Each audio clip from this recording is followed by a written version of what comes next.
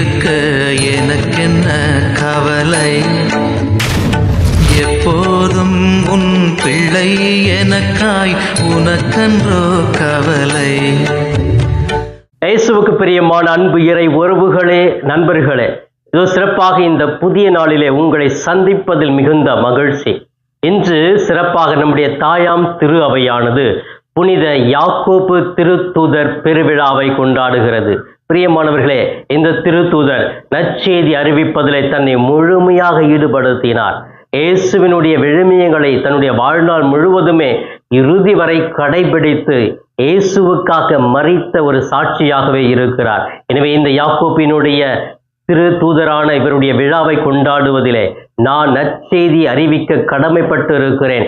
இது என் மீது கொடுக்கப்பட்ட ஒரு பொறுப்பு என்பதை உணர்ந்து நான் இவரை போன்ற நல்ல பண்புகளை எனது கிறிஸ்துவ வாழ்க்கையிலே கடைபிடிக்க முயற்சி எடுக்கிறேனா என்று சிந்தித்தவர்களாகவே இந்த நாளினுடைய விழாவை கொண்டாட முயற்சி எடுப்போம். பிரியமானவர்களே, இன்று வெள்ளிக்கிழமை சிறப்பாக இயேசுவினுடைய இதயம் நமக்காக இருக்கிறது என்றும் இயேசுவினுடைய இரக்கம் நமக்காக இருக்கிறது என்றும் நாம் நினைத்து இந்த திரு இருதய ஆண்டவருடைய பக்தி முயற்சியை, இரக்கத்தின் ஆண்டவருடைய பக்தி முயற்சியை கடைபிடிக்கிற ஒரு நாளாகவே இருக்கிறது.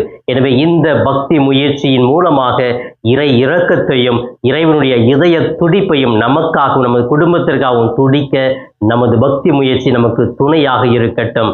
பிரியமானவர்களை, சிறப்பாக இதோ இன்றைய மன்னா என்ற இந்த நிகழ்ச்சியின் மூலமாக இன்று நம்முடைய தாயாம் திரு அவையும் நம் ஆண்டவர் இயேசுவும் நமக்கு கொடுக்கிற இன்றைய மன்னா மத்தேயு நற்செய்தி 20ஆம் அதிகாரம் 20 - 28 முடிய பகுதிகள். சிறப்பாக பிரியமானவர்களே, இந்த பகுதியை நான் வாசிக்கிற பொழுது ஒரு அருமையான ஒரு பகுதி.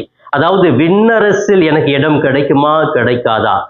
அப்ப செபதேவியினுடைய மனைவி கேட்கிறாங்க, எங்களுடைய பிள்ளைய ஒருத்தர் உம்முடைய வலப்பக்கத்திலும் இன்னொருத்தர் இடப்பக்கத்திலும் நீங்க அமர்த்துவீர்களா அப்படின்னு, விண்ணகத்துல எங்களுக்கு இடம் கிடைக்குமா அப்படின்னு கேட்கிறாங்க.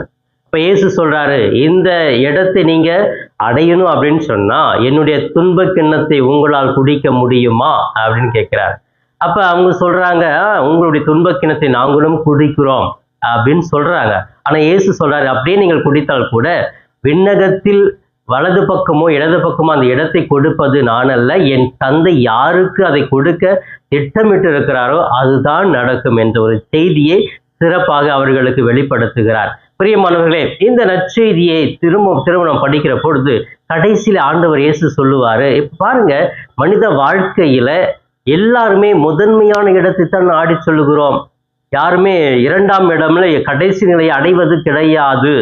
அப்ப நான் எப்படி இருக்கிறேன்? நான் முதன்மை இடத்தை தேடல, நான் பணி செய்யத்தான் வந்தேன், பணிவிடை பெறுவதற்கு அல்ல. எனக்கும் 4 பேர் உதவி செய்வாங்கன்னு நான் வரல, மற்றவர்களுக்கு நான் உதவி செய்யதான் வந்தேன் என்று சொல்லி மீண்டுமாக தன்னுடைய நற்செய்தியிலே இறுதியில ஆண்டவர் இயேசு கிறிஸ்து கூறுகிறார். ஏன் அதை சொல்றாரு அப்படின்னு சொன்னா, அப்ப அந்த விண்ணரசுல முதல் இடம் நான் இயேசு பக்கத்துல இருக்கிறோம் அப்படிங்கிற ஒரு எண்ணம் அந்த சகோதரிக்கு வருது இல்லையா? அப்ப இந்த எண்ணங்கள் நம்முடைய வாழ்க்கையில நமக்கு பல பேருக்கு வருதுங்க. எனக்கு அந்த முதன்மையான இடம் கிடைக்காதா? நான் அப்படியே ராஜா மாதிரி உட்கார்ந்துட்டு இருந்தா எனக்கு எல்லாமே சேவை செய்வாங்களே? இல்ல, இது கிறிஸ்தவம் அல்லன்னு தெளிவா இயேசு சொல்றாரு. அவர் வாழ்ந்தும் காட்டினார். அப்ப நான் பணிவிடை பெற அல்ல, பணிவிடை புரிவதற்காக வந்திருக்கிறேன் என்று ஒரு அழகான ஒரு செய்தியை இந்த நற்செய்தி மூலமாக விளக்குகிறார். அன்பானவர்களே, இந்த நற்செய்தியை முழுவதுமாக நான் படித்து தியானித்த பொழுது எனக்கு கிடைத்த 3 கருத்துக்களை உங்களோடு பகிர்ந்து கொள்ள விரும்புகிறேன். முதலாவதாக, விண்ணரசு கடவுளை சார்ந்தது, நம்மை சார்ந்தது அல்ல, மனிதர்களை சார்ந்தது அல்ல. நான் நினைச்சா விண்ணகம் போயிடலாம், நான் நினைச்சா இந்த இடத்துல அரியணையில் இருப்பேன் அப்படின்னு நம்மால சொல்ல முடியாது. இது கடவுளை சார்ந்தது என்று இயேசு தெளிவாக சொல்லுகிறார். நம்ம எவ்வளவுதான் பர்ஃபெக்டா இந்த உலகத்துல வாழ்ந்துடலாம், நல்லது செய்யலாம், நினைச்சுக்கிட்டே இருக்கலாம், நான் இப்போ நல்லது செஞ்சுட்டேன், எனக்கு விண்ணகம் தான், விண்ணகத்துல நான் மகிழ்ச்சியா இருப்பேன் அப்படின்னு நினைக்கலாம். இல்லை, அது கடவுளை சார்ந்தது. யாருக்கு எந்த இடத்தை வைத்திருக்கிறாரோ அந்த திட்டத்தின்படி தான் நடக்கும் என்று தெளிவாகவே இயேசு கிறிஸ்து இந்த நற்செய்தியின் மூலமாக விளக்குகிறார். இரண்டாவதாக, கிறிஸ்துவ வாழ்வில் அனைவருக்குமே துன்பங்கள் உண்டு, துன்பங்களை ஏற்றுக்கொள்ளவே வந்தோம், அவர்கள் பணிவிடை செய்ய வேண்டும் என்ற ஒரு கருத்தையும் அழகாகவே சொல்லப்பட்டிருக்கிறது. கிறிஸ்துவ வாழ்க்கையில துன்பங்கள் உண்டுங்க. ஆனால் அந்த கிறிஸ்துவ வாழ்க்கை, அந்த துன்பத்தில் நம்ம என்ன செய்யணும்? பணிவிடை செய்வது.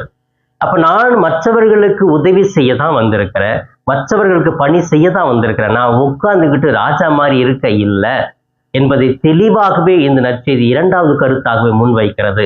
ஆம் பிரியமானவர்களே, நான் கிறிஸ்தவனாக இருந்து கொண்டு பணிவிடை செய்ய மறந்து விட்டேன் என்றால் நான் கடவுளுடைய அருளை பெற முடியாது. பணிவிடை தாராளமாக நம்ம எதையுமே எதிர்பார்க்காமல் பணி செய்ய இயேசு இன்று நமக்கு அழைப்பு விடுக்கிறார். இறுதியாக இயேசு கிறிஸ்து தன்னை முழுமையாக பணிக்காகவும் மீட்புக்காகவும் பயன்படுத்தியதை நாம் இந்த நற்செய்தி மூலமாக உணர்கிறோம். ஆம் பிரியமான, அவர் வாழ்க்கையை பார்த்தோம் அப்படின்னு சொன்னா, அவர் வாழ்க்கை முழுவதுமாக பணி செய்தார், மக்களை மீட்கிற ஒரு பணியை செய்கிறார். இதுதான் அவருடைய வாழ்க்கையாக இருந்தது. அப்ப கிறிஸ்துவ வாழ்க்கையில் உங்களுக்கும் சரி எனக்கும் சரி பிறருக்கு பணி செய்வதிலும் மீட்பை அவர்கள் நல்வழிப்படுத்துவதிலுமே நமது பணி இருக்க வேண்டும் என்று சொல்லி தெளிவாகவே இந்த சிந்தனை கொடுக்கப்பட்டிருக்கிறது. ஆம் பிரியமானவர்களே, இந்த 3 நல்ல பண்புகள் என்னுடைய வாழ்க்கையில் இருக்கிறதா? விண்ணரசு என்னை சார்ந்தது அல்ல, கடவுளை சார்ந்தது என்று நான் புரிந்து கொள்ள வேண்டும். இரண்டாவது, கிறிஸ்துவ வாழ்வு என்பது பணி நாம் செய்வதற்கான ஒரு அழைத்தலை ஒழிய பணியை பெறுவதற்கான அழைப்பு இல்லை என்பதை புரிந்து கொள்ள வேண்டும். மூன்றாவதாக, இயேசுவை போன்று பணி செய்வதிலும் மீட்பதிலும் தளராது உழைக்க வேண்டும் என்றும் நமக்கு இந்த நாளினுடைய நற்செய்தி அழைப்பு விடுக்கிறது. இப்படி என்னால் செய்ய முடியுமா என்று சிந்தித்தவர்களாக இந்த நாளை கண்களை மூடி ஜெபித்து தொடங்கலாம். எங்களை நேசிக்கும் எங்கள் தாயும் தந்தையுமான இறைவா, உம்மை போற்றுகிறோம், வாழ்த்துகிறோம், ஆராதிக்கிறோம், நன்றி கூறுகிறோம்.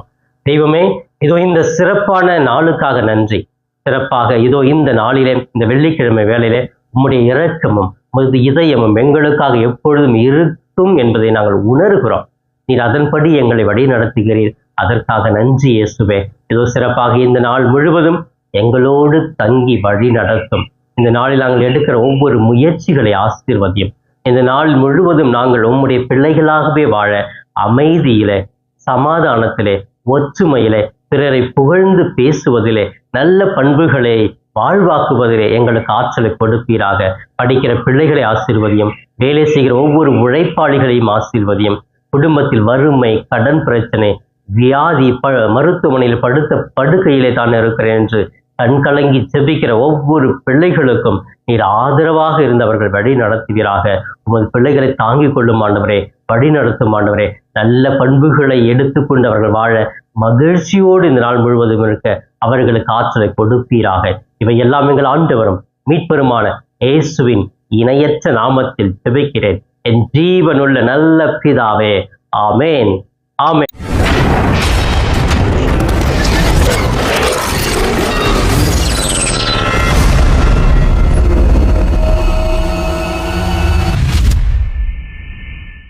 நண்பர்களே, இந்த காணொளியின் மூலமாக உங்களை சந்திப்பதில் மிகுந்த மகிழ்ச்சி. இந்த காணொளியை முழுமையாக பார்த்த உங்களை வாழ்த்துகிறேன். தொடர்ந்து ஃபாதர் தாஸ் கேப் யூடியூப் சேனலை பாருங்கள், ஜெபியுங்கள், இறைவன் மீது இருக்கிற நம்பிக்கையை ஆழப்படுத்துங்கள். உங்களுக்காக தொடர்ந்து ஜெபிக்கிறேன். இறை ஆசிர் என்றும் உங்களோடு இருக்கட்டும். இறைவனுடைய அமைதி உங்கள் உள்ளத்திலே குடிகொள்ளட்டும். உங்களுடைய குடும்பம் சமாதானத்தோடு வாழட்டும். நீங்கள் எடுக்கிற ஒவ்வொரு முயற்சிகளும் ஆசீர்வதிக்கப்பட நான் தொடர்ந்து ஜெபிக்கிறேன். தொடர்ந்து இந்த சேனல் ஃபாதர் தாஸ் கேப் யூடியூப் சேனலை சப்ஸ்கிரைப் செய்துவிட்டு தொடர்ந்து வருகிற ஒவ்வொரு காணொளியும் பார்த்து இந்த யூடியூப் சேனலை தாங்கும்படி உங்களை பாசத்தோடு கேட்டுக்கொள்கிறேன். நன்றி.